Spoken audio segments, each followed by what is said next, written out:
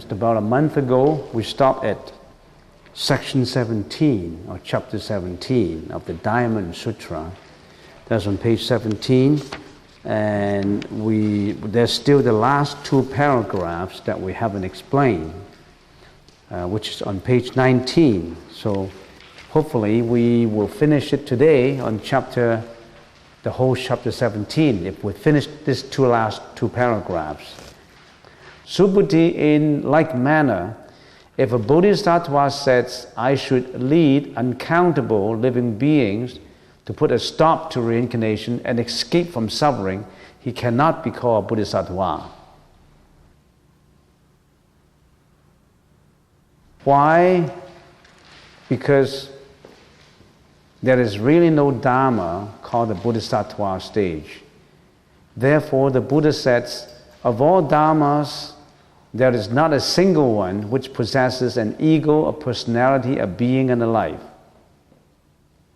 So we always get back to that fourfold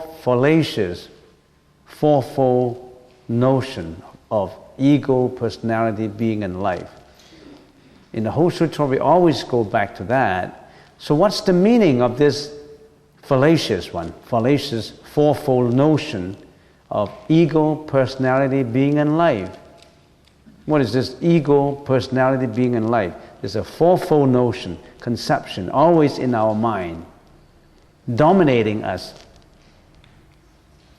There's four elements, fourfold notion. What is this ego? We really have to review it occasionally so that we understand fully what it means. What is this ego? This ego is I, the subject, the giver. The five skandhas. What is this ego make up of? The body and the mind. Our ego is, or self, is made up of the body and the mind. So the body and the mind, in other words, in the terminology of the Buddha, of the Buddha's teaching, the five skandhas, the five aggregates. You know all the five aggregates? Matter, sensation, perception, volition, and consciousness. If you have cultivated bad causes, bad effects will come out. That's what we call karma.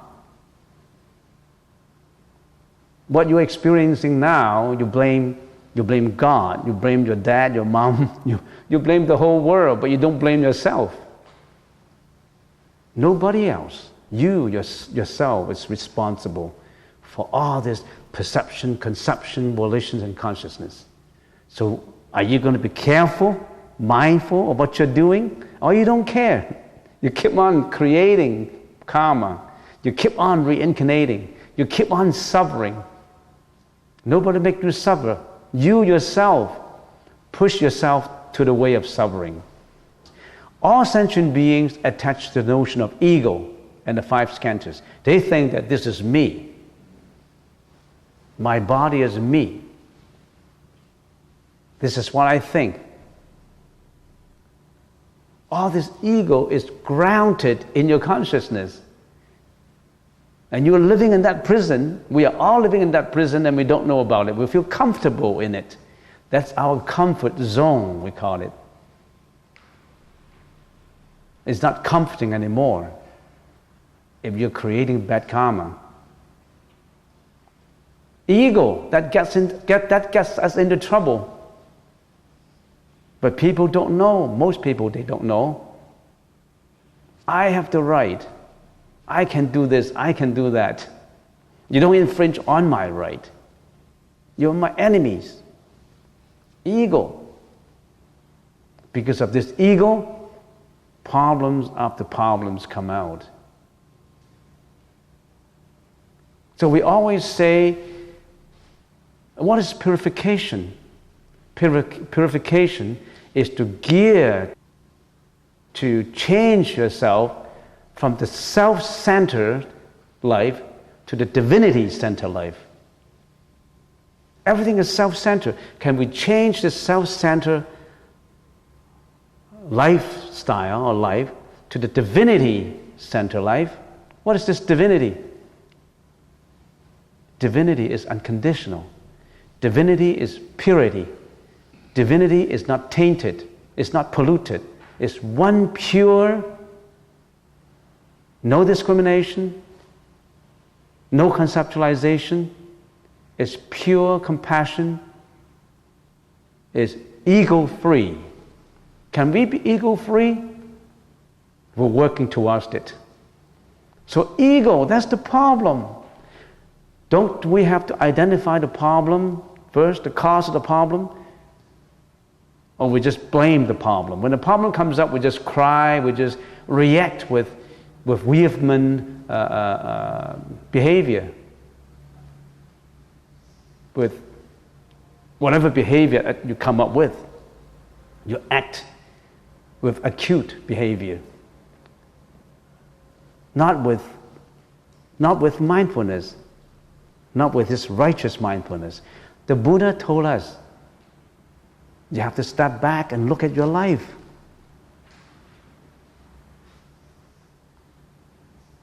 Look at your ego. Let your ego wall crumble down. When all the walls are gone, that's the whole horizon. Unrestricted vision. Only through the development of this sainthood can only be achieved by experiences, walking through the suffering, realizing it, solving the problems. Only when the soul has to go through all this and change yourself, can you tread the path of the stages of the saints. So we gotta pinpoint this ego.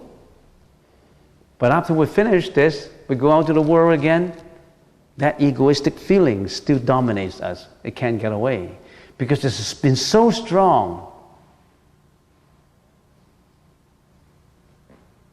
So that's ego, the fourfold fallacious conceptualization in our mind that pushes us to reincarnations, that pushes us to suffering, that pushes us to this world, this Saha world, S-A-H-A, Saha world, in the Buddhist terminology. What does Saha world means? Saha is a Sanskrit word. It means endurance of suffering. This world is just dominated by suffering, but it seems that we endure it and we don't feel it. Only the wise know, we got to get away from here.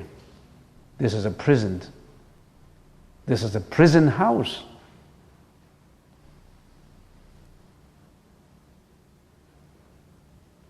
But we are very comfortable in it until the time comes when we have to face death. And even at the juncture of death, we don't want to go away. We still breathe that last breath. We don't want to leave. Have you ever been to the hospitals to see people breathing the last breath? They don't want to leave. There's so many things in their mind. Their families, their house, their bank accounts, their possessions. There's so many unfinished businesses that they have to do. They don't want to go away. They don't want to get away from prison. They want to stay.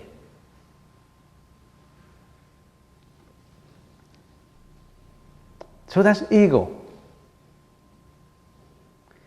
And what is personality? Ego is this I. What is this personality? The fourfold: ego, personality, beings, and life.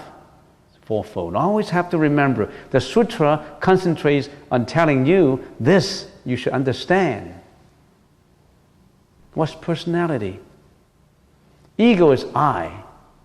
Personality is you, them, they. The ego is the giver. The personality is the object, the recipients. The opposite of I. The counterparts that you have been interacting with. You consider yourself having an ego and living in that ego. Every others think and react in the same way too.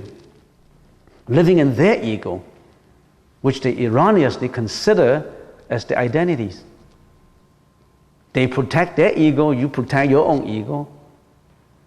and she or he protects his or her ego. Problem comes with ego reinforcements, with egos and egos interaction. That's why we fight. That's why we quarrel. That's why we fight at home. We fight on the job. We argue. That's why we have international wars. What's beings? Because you attach to I, the subject, and them, the objects, so comes the rising of subject and object, the giver and the recipient. The subject and objects account for all things. We attach not only to people, we attach to all things.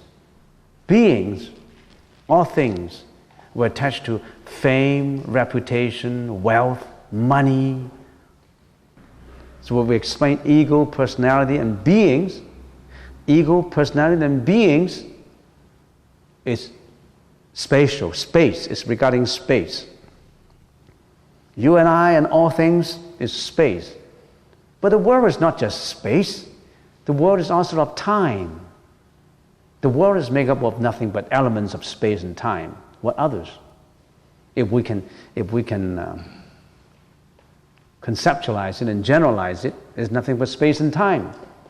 So this the fourth concept of life is regarding time. Because you attach to ego, person, and beings, you would cling to the false notion of continuation of life. We think everything is permanent. We never think things are impermanent. We don't know that things are fleeting. We think that we're always attached because we think that we can hold on as permanently as possible. You think you can hold on to your job until one day you get fired. You think you can hold on to your wife until one day you got a divorce. We always think that it continues forever and ever. Don't we know that this is a fallacious concept? Nothing is permanent.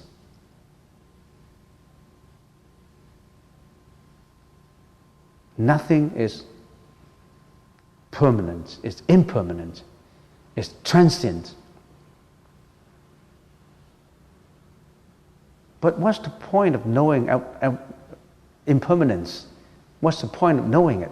I know. A kid knows. We're not gonna live for thousands of years. We already know. But what's the point? The point is, don't attach. You live day by day, but don't attach to it. Let go. Don't attach to your past. It's already gone. Don't worry about the future. It hasn't come yet. Don't worry. Don't have anxieties. Don't be hung up with anxieties. You hung up with anxieties, will get depression. So, don't attach to continuation. It does not mean that. It does not mean that you become very pessimistic about life. You still actively pursue your life, but you know everything is fleeting. So if you know everything is fleeting and impermanent, how does that help you? That helps you to know that you've got to get out from this prison, this life prison. It's not permanent. How do you get out from it? You have to realize the Bodhi nature. Get out from reincarnation. Get out from life and death. Get out from this impermanence fallacy. And achieve that eternity, that divinity, that eternity. Because you don't want impermanence, do you? Nobody wants impermanence. You want permanence, you want eternity. You have to work at it. You got to get out from the prison, the ego prison. The walls have to crumble down before you can vision ahead.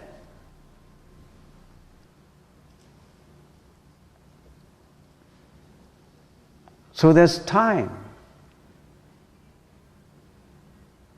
There's a Chinese saying, and I have to say it in Chinese before I can translate it. 天地者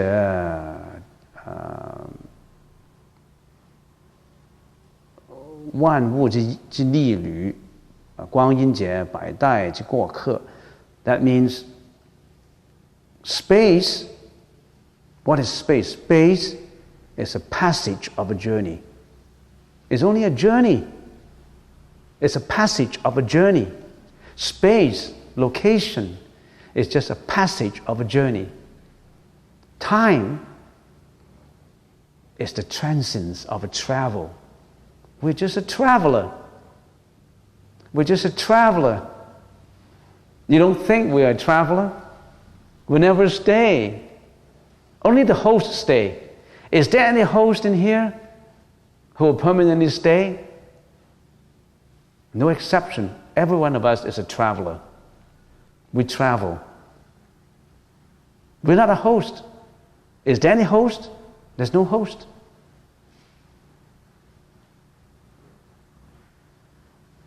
You think the Buddha is the host?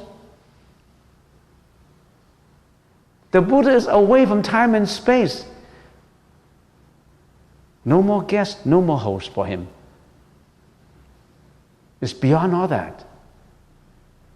Guest and host only exist in the ego prison.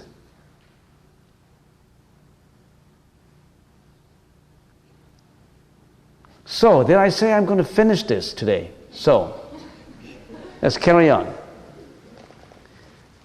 Next paragraph. Subbuddhi, if a bodhisattva says, I should adorn Buddha lands, he cannot be called a bodhisattva. Why? Because when the Tathagata speaks of such adornment, it is not, but it's expediently called adornment. What's the meaning of adornment? Adorning the Buddha land. Here, adorning, that means glorifying, beautifying the Buddha land. When a bodhisattva glorifies the Buddha land, that means he is practicing the Buddha's teaching. He's practicing prajna paramita, the 6 prajna paramita. The more he practices, the more he adorning the land, glorifying the land. What is the 6 paramitas? Charity, practicing endurances, morality, charity, morality, endurance, meditation, and what else? Diligence, hardworking, and lastly, wisdom, development of a wisdom. So in other words, it's benefiting others and benefiting himself. So a bodhisattva is always rendering compassion to all sentient beings. That's how he or she, the bodhisattva, adorn the Buddha lands, beautifying it and glorifying it. But it says here, if a bodhisattva says, I shall adorn Buddha lands, he cannot be called bodhisattva. He can only be called a beginning bodhisattva. Because when the Tathagata speaks of such adornment, it is expediently called adornment. Because there's no adornment. If you think of adornment, you're only thinking of form. If you are a real bodhisattva, you will diligently practice prajna paramita. And you will realize that there is really no dharma called a bodhisattva. Because how can there be anything to glorify it? How can we attach to form? We glorified it, and so good is the glorification, but we don't attach to the glorification. In other words, form is no different than emptiness, and emptiness is no different from form. In emptiness, there is no form. How can there be any glorification? How can there be any adornment? Apart from causality, nothing exists. How can adornment exist? But we need to glorify it, but we don't attach to the glorification. That's how we do something, and after we have done it, let it be done, and we don't attach to it.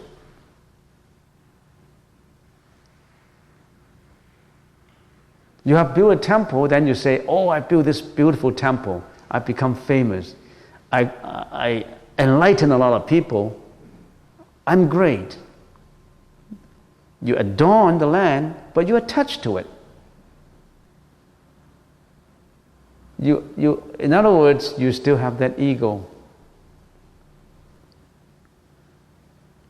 Everything exists, but it only exists on causality and has no reality of its own. So how can you say you adorn the Buddha land? Form is no different than emptiness. Adornment is empty, is void. There is adornment. There is charity, endurance, wisdom, meditation, and diligence.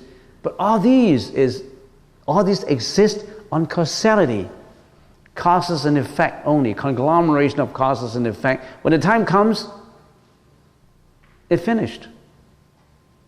Don't attach to it anymore. Form is emptiness, emptiness is form. No eye, no ear, no nose, no tongue, no taste, no body or mind. No form, no sound, no smell, no taste, no touch, no object of mind. No realm of the eyes, up to no realm of consciousness. No old age, no death, no ignorance, no extinction. There's nothing to be obtained. If there's something to be obtained, it is attachment to form. So how can, only for the beginners, we're adorning the Buddha land. After the Buddha land is adorned, you don't attach it to anymore. It's adorned, so great, and you move on. It's just like when you build a hospital, you save millions of people, you make yourself the CEO of the hospital and you glorify yourself in the newspapers. I am the CEO, I'm the founder, I'm the pioneer of this hospital. You glorify not just the land, but your own ego. But there could be another person who built this hospital, who have done all these great deeds, and he just quietly and slowly walk away, and not other people to continue this accomplishment. There's no attachment because he let go. He let go of this attachment to fame, to reputation, to status, to authority. Subhuti, if a bodhisattva is thoroughly versed in the doctrine of unreality of ego and of things, the Tathagata can call him a true bodhisattva. If a bodhisattva, after he has adorned the Buddha land, he does not attach to it because he knows that form is no other than emptiness, and emptiness is no other than form. He does not attach. He does not attach to the past, the present, and the future, not to say material. Then he can be truly called bodhisattva. Further step, going further and further. In learning the Buddha's teaching, you go step by step by step.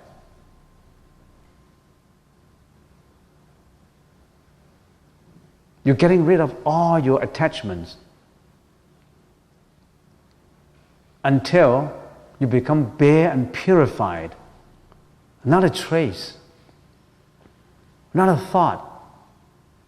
Like the sky, like the sky without clouds. Just one blue, one purity blue, nothing else. A cloudless, pure blue sky, shining with enlightenment. No pollution. So that's chapter 17. That's chapter 17. And next time we will begin with 18. But let's get back to, remember the first or the second, or at the beginning, what instigate the Subhuti to ask all these questions? Subhuti asked the Buddha in the first chapter, virtuous men and women developing the Anuttara Samya Sambuddhi, how should their mind abide? How should they control their thoughts? In other words, virtuous men and women developing Anuttara Samya Sambuddhi. What is Anuttara Samya Sambuddhi? The Bodhi mind, the enlightened mind. The Nirvana, the fully enlightened supreme mind. Virtuous men and women, if they're looking to develop that way, developing Anuttara Samya Sambuddhi, how should their minds abide? How should they train their mind? And in the process of training it, if they have thoughts going astray, how do they control their mind? So the Diamond Sutra is all about the mind, all about the thought. So by now, beginners, you should think, what is Buddhism all about? Is it about prostration, worshipping an idol, kneeling down and getting blessings? No, it's about the study of your own mind. The study of you, yourself. What happened to you? If you, as an entity, what happened to you as an entity? Why do you have to go through all these experiences in life, good or bad? Sometimes malicious, sometimes benevolence, sometimes suffering, sometimes happiness. Why do I have to go through all this? The Diamond Sutra tells us this, tells us the problems, and tell us ways to tackle them, to resolve them,